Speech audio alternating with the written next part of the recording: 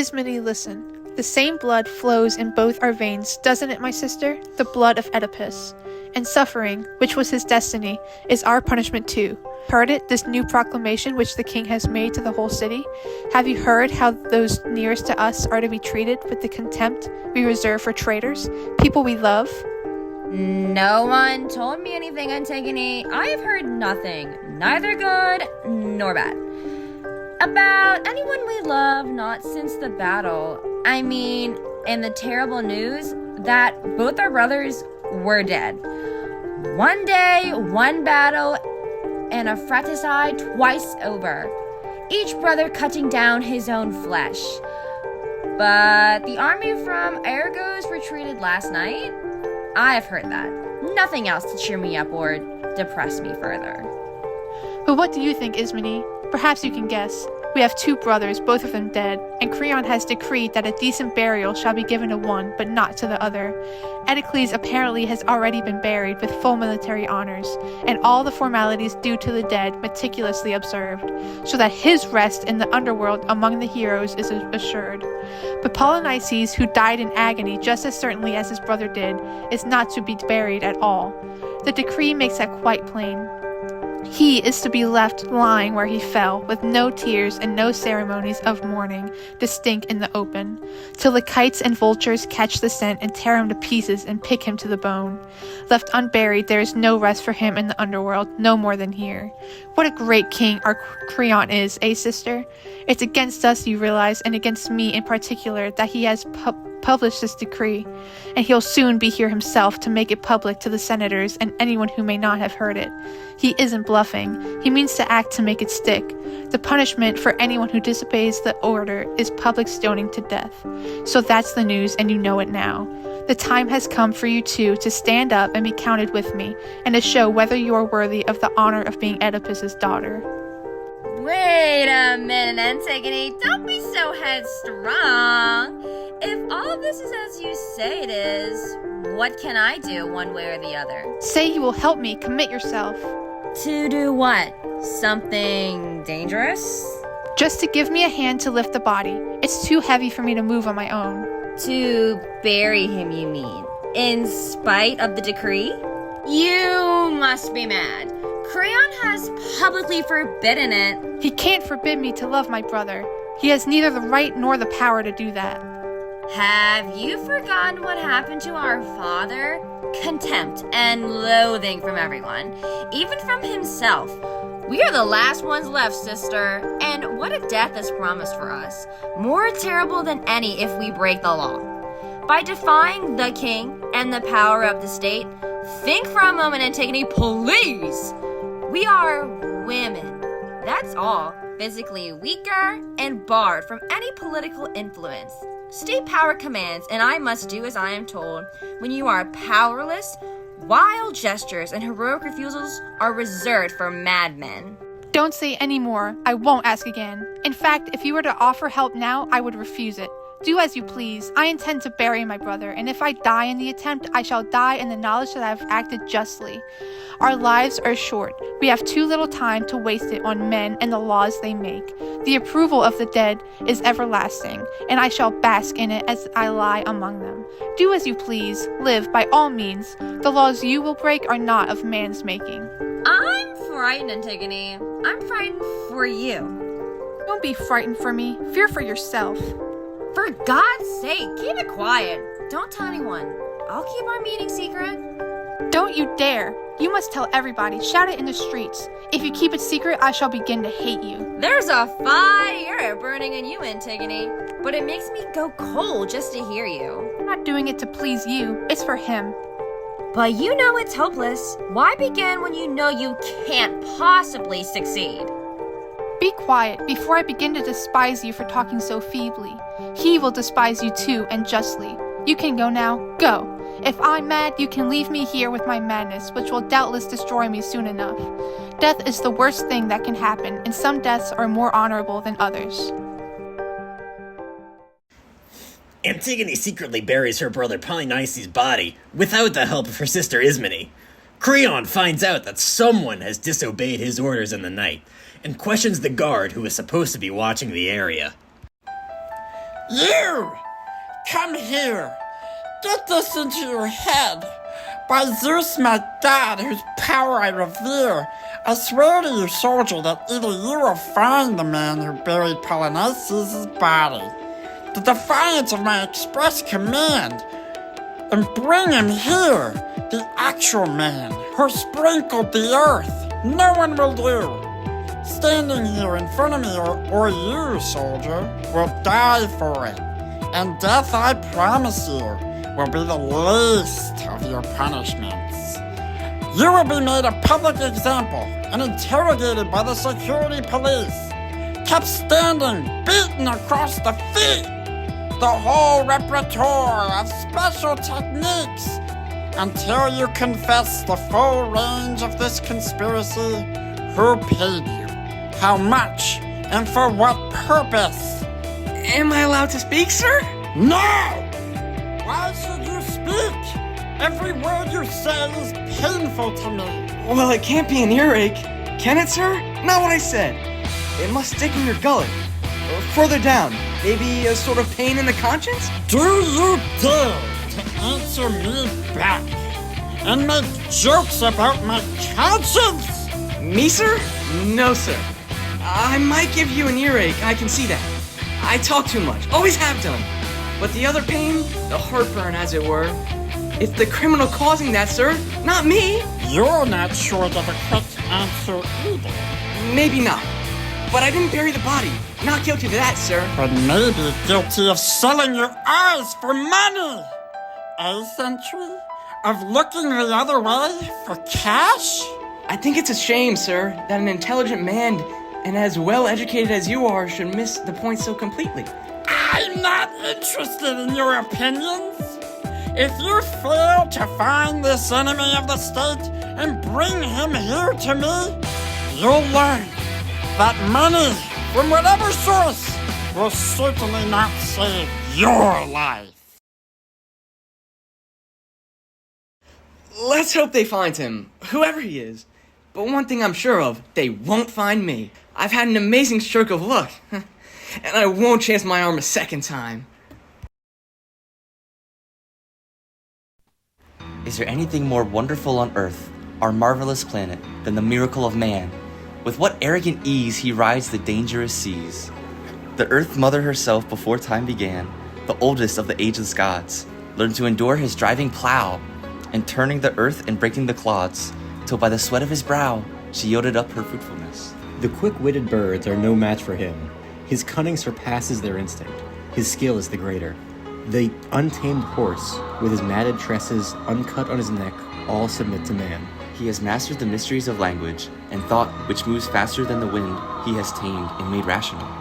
Political wisdom, too, all the knowledge of people and states. There is no problem he cannot resolve, by the exercise of his brains or his breath, and the only disease he cannot solve or cure is death. Limitless in his skill, and these gifts are both enemies and friends. But if he shifts his ground and takes the wrong path, despising morality and blown up with pride, indulges himself and his power, at my hearth may he never warm himself or sit at my side. But wait! I can't believe my eyes. Can this be true? This is Antigone. I recognize her as clearly as I can see you. Where did you arrest her? Tell me the detail. She was burying him. What else is there to say? Are you out of your mind? Do you realize the implications of what you are saying? Sir, she was burying the body. I saw her. The body you ordered not to be buried. I can't speak plainer than that. Well, did you catch her in the act? Did you see her doing it? Well, gentlemen, it was like this. As soon as I got back, remembering all those threats or promises you made me, we brushed all the earth off the naked body, which was all wet and beginning to decay. By now, and we sat up on the ridge. Well, to the windward of the stink. For hours we sat there till about midday. The sun was smack overhead, blazing down. And the heat was something terrible, I can tell ya. And then, it was as though a whirlwind blew up. Definitely a twister it was, but localized, like. And it raised up a dust storm, which swept across the plain, tore all the leaves off the trees, blotted out the whole sky, and completely blinded us. It seemed like some terrible manifestation of the gods, and you had to shut your eyes to endure it all. Then, suddenly it stopped. And when the air cleared, we opened our eyes and saw this girl standing there beside the grave and sort of wailing, as though she were in pain or maybe anger. She was standing there, looking at the naked body and screaming and cursing the monsters who had done such a thing. Us, of course. And then she crouched down and picked up a few handfuls of the dry dust and scattered it on him. All the proper ritual for a funeral, anyway. Soon as we saw it, we came charging down and arrested her on the spot. She wasn't frightened or anything. She stood her ground, so then we formally charged her with the crime, this and the one before. She admitted she'd done them both, and we were relieved to hear that, I can tell you. But sorry, too, at the same time. And you with your head down, what did you say to this accusation? Do you admit it? Are you guilty or not? Yes, I'm guilty. I don't pretend otherwise. You soldier, get out! You're cleared of all charges against you. You're free to go back to your unit.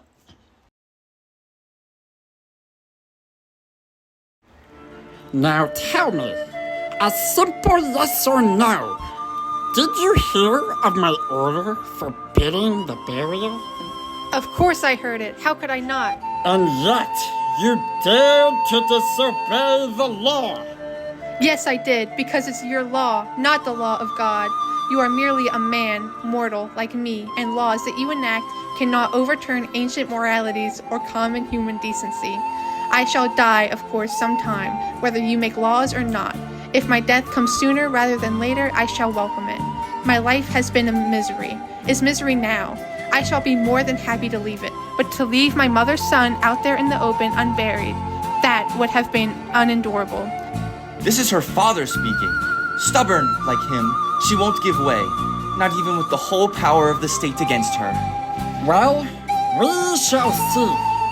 Any man can be broken, and often the most committed and determined break soonest. This woman is very proud. That was obvious in the first place when she broke the law, and is even clearer now. She glories in the crime she has committed. It insults me to my face. She is my niece, my sister's child. But I am the law. If she is allowed to flout the law, in this way, all authority in the state will collapse. I will not have that.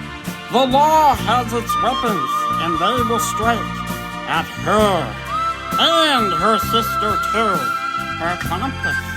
I've no doubt in this illegal act. The other one, Ismene, bring her here. I saw her in the corridor, talking to herself and sobbing emotionally, like a mad woman. Guilty consciences, you see, can never be hidden. What more do you want? Kill me and have done with it. Nothing more than your death. That'll be enough. Then what are you waiting for? Nothing you say will be the slightest interest to me, and my arguments you will not listen to. I've done what I said I'd do. I've buried my brother. All these senators of yours, they all agree with me in their hearts, but there's no gag like terror, is there, gentlemen? You are quite mistaken. None of the Thebans anywhere in the city thinks as you do. They all do, but they keep their mouths shut when you're here. Not at all. And you should be ashamed, setting yourself up against the majority, disregarding the will of the people. I love my brother. I honor him dead as I loved him living. There's no shame in that. And the one he murdered, wasn't he your brother? If you honor one, you insult the other. Neither of those dead men would say that. Anticles would. His brother was a traitor. Does he merit no greater respect than that? But he was not an animal. They both died together, and they were both men. Yes, and the one died defending his country, while the other traitorously attacked it. The dead have their rights, and we have our duties towards them, dictated by common decency. And if good and bad are to be honored equally, where are our values? Patriotism, civic duty. Death is another country. Such things may not be valued there, may even be crimes. An enemy is still an enemy. Dead or alive. No, I was born with love enough to share, no hate for anyone. Very well. Share your love. By all means. Share it with the dead. I wish them well of it. Women must learn to obey, as well as men. They can have no special treatment. Law is law, and will remain so while I'm alive. And no woman will get the better of me. Oh! What have I done? Look, senators, Ismene, weeping for her sister. Her face is raw with tears, flayed with misery. Her loveliness is scarred now. This disaster darkens her fair skin with premonitions and fears, and flushes her cheeks with anguish, not beauty. And you, snake, slithering silently about my house to drink my blood in secret. Both of you the same.